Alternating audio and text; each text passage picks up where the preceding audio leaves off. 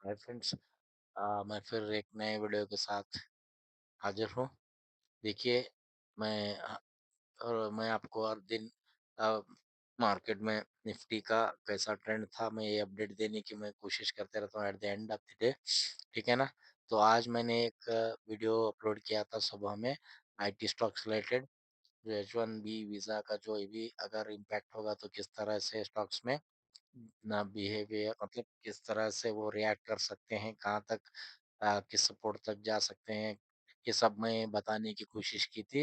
मैं आशा करता हूँ कि वो वीडियो आपने देखा होगा, अगर नहीं देखा होगा तो मेरे चैनल पर जाकर देखिए, आपको थोड़ा बहुत आइडिया आ जाएगा।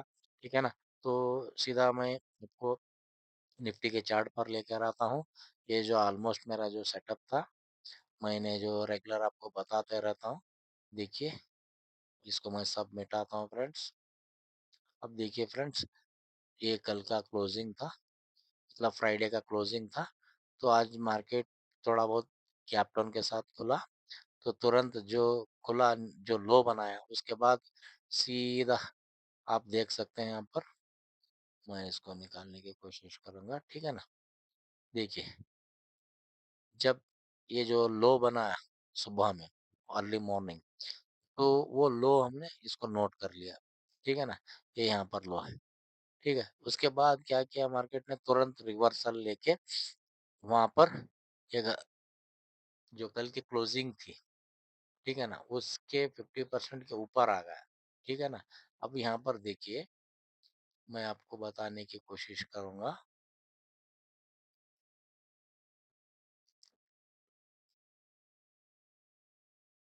ये इसका क्लोजिंग था फ्राइडे का, आज इसका ही ओपनिंग था। ठीक है ना? इस तरह से हम देखेंगे तो यहाँ पर देखिए, इसका ये 50% हो गया ऑलमोस्ट। ऐसे सिचुएशंस में जो ह्यूज गैप डाउन या ह्यूज गैप अप होता रहता है, वो हमने मेरे तजुर्बे के हिसाब से मैं देखते रखता हूँ। ये ऑलमोस्ट क्या होता है फ्रेंड्स, रिवर्सल आने की चांसेस रहते हैं, तो उस हिसाब से ये ऊपर आ गया। तो यहाँ पर आके फिर सस्टेन नहीं हुआ, वहाँ से फिर क्या हुआ, सेलिंग आई, वहीं पर फिर उसको रीटेस्ट करने के लिए गया। बाद में जो तो लो तोड़ा, उसके बाद हैवी सेलिंग आई। अब देखिए, यूजुअली जो स्ट्रेटजी हम लोग, मैं जो बनाता हूँ, एक रेंज एक रेंज पकड़ने की कोशिश करता हूँ। ठीक है ना? ये जो 3 कैंडल्स, ये जो इसको मैं इसका कलर चेंज करूँगा। ठीक है ना? इसको मैं येलो करूँगा। येलो नहीं दिखेगा आपको। इसको मैं क्या करूँगा, पर्पल कलर, इस तरह से करूँगा। ठीक है? अब ये एक रेंज बन गई फ्रेंड्स। यही रेंज 3 कैंडल की रेंज है ना, आप देख सकते हैं। इसका मैं 50% लेता हूँ फ्रेंड्स। ये इसका मैं 50% लेता हूँ। ठीक है ना? अब इसको मैं क्या करूँगा, इसका भी एक लेवल नोट कर लूँगा। ठीक है ना? ये देखिए, यहाँ पर आकर रीटेस्ट किया। तो ये ऐसे लेवल्स हमको मिलते रहते हैं फ्रेंड्स। तो अब मैं क्या करता हूँ, देखिए, इसको मैं एक्सटेंड करूँगा। ठीक है ना? ये जो 50% का मैंने लेवल लिया था, इसको मैं थोड़ा बहुत एक्सटेंड करूँगा। अगर गिरा तो कितना लेवल तक फिर आ सकता है, इस हिसाब से फ्रेंड्स। अब यहाँ से देखिए, इसी दायरे के अंदर आ गए। यहाँ पर हेवी सेलिंग की तरह आपको बताया, फिर इमीडिएट इसके दायरे के अंदर ही चला गया। ठीक है ना? ये ऐसे लेवल्स हम लोगों को पता चलते रहते हैं।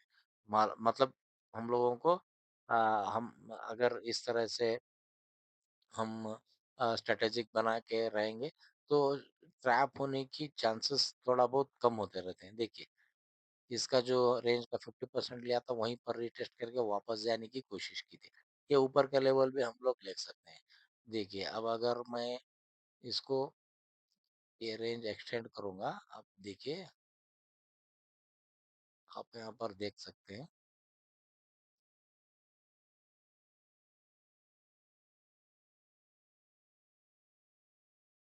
देखिए, ऑलमोस्ट वहीं पर, ठीक है ना? तो इस तरह से हम लोग लेवल ढूँढ के, देखिए फ्रेंड्स, एग्ज़ैक्टली वहीं पर से रिवर्सल आ गया। ठीक है ना? ऐसे लेवल्स हम लोग ढूँढते रहेंगे। ऐसे लेवल्स हम लोग प्लान करते रहेंगे, तो क्या होता है फ्रेंड्स, अब मेरा सोचना है, हम लोगों को एग्जिट करने के लिए या एंट्री करने के लिए आसानी होती रहती है। तो इतना तो थोड़ा बहुत हम लोगों को नॉलेज रहना पड़ता है। तो कहाँ से रिएक्ट मतलब कहाँ से रिवर्सल आ सकता है, कहाँ से सपोर्ट ले सकता है। ऐसे हम लोग को जानकारी थोड़े बहुत रख लेके ही हम लोग प्लान रहना चाहिए। अब देखिए फ्रेंड्स, यूजुअली ये जो हल मूविंग एवरेज का जो लेवल रहता है, आप यहाँ पर देख सकते हैं। ये जो इसको इसको टच किया, तो फिर वहीं पे कंसोलिडेट करके इसके नीचे चला गया। फिर उसको वापस दोबारा यहाँ पे देखिए, ऊपर से नीचे का तोड़ने के बाद इसको कितना हेवी सेलिंग आ रहा है, ठीक है ना? इस तरह आज निफ्टी के अंदर ट्रेंड रहा। तो मैं कोशिश करा कि आप आपको समझाने की कि यूजुअली जो मेरी स्ट्रेटेजी बनाते रहता हूँ उस हिसाब से किस तरह निफ्टी में ट्रेंड रहा, इसकी अपडेट देने की मैं कोशिश की। तो सीधा मैं यहाँ पर चलता हूँ चार्ट पर। आप देखिए, यहाँ पर देखिए, जो मैं सुबह में जो मैं आपको बता रहा था, जो आईटी स्टॉक्स के ऊपर जो एच वन बी वीज़ा का जो वो न्यूज़ आया, उस हिसाब से किस तरह से रिएक्शन अ, आया, आप भी जानते होंगे।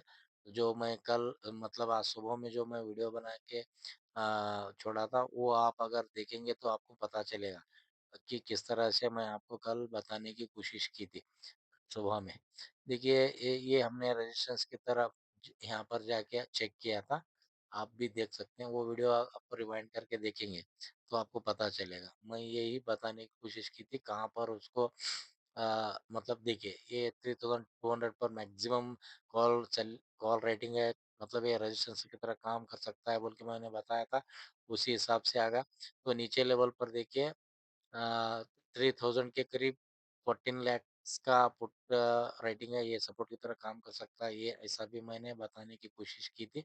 तो दरमियान इधर ही देखिए आप 3073 के करीब आके क्लोजिंग दी, ठीक है ना? जैसा मैं ऐसा जस्ट एक प्रिडिक्शन बना के इतना अगर नीचे ज़्यादा ही गिरा तो कहाँ तक गिर सकता है, ऐसा मैं बताने की कोशिश की थी। क्यों हम लोग ये जानकारी रखना ज़रूरी है?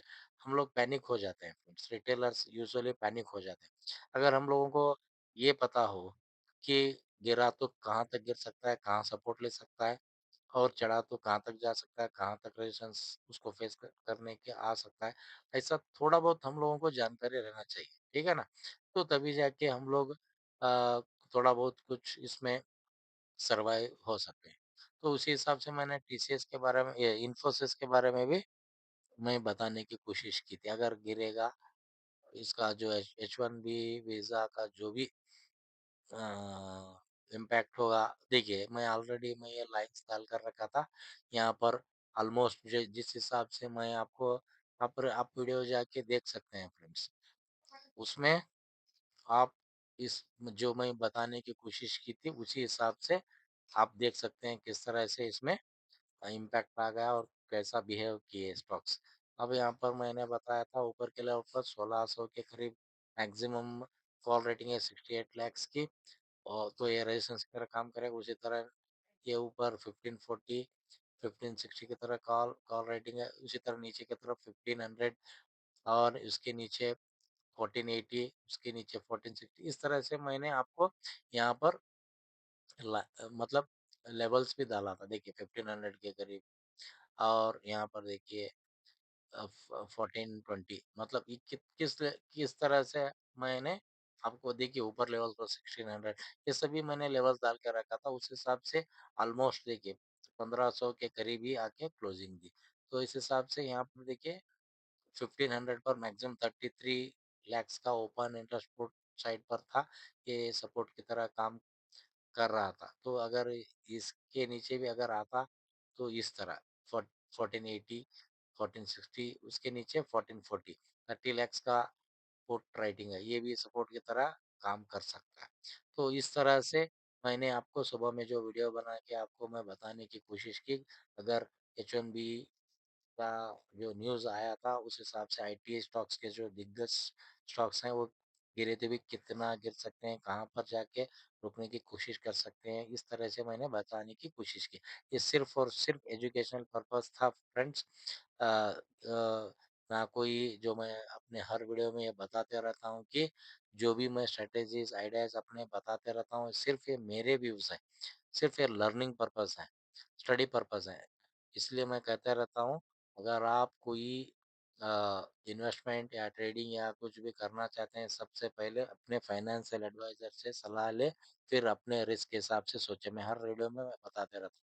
ये जो भी बताया मैंने, सिर्फ़ ये मेरा व्यू है, मेरा आइडियाज़ था। ठीक है ना फ्रेंड्स? तो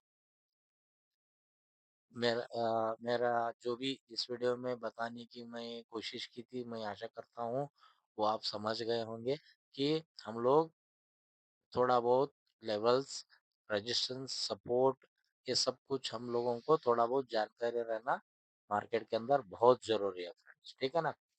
तो इस वीडियो में इतना ही बस फ्रेंड्स, अगले वीडियो में मैं फिर से एक नए स्ट्रैटेजी, नए आइडिया के साथ आने की कोशिश करूँगा। तब तक के लिए बाय फ्रेंड्स। Thank you.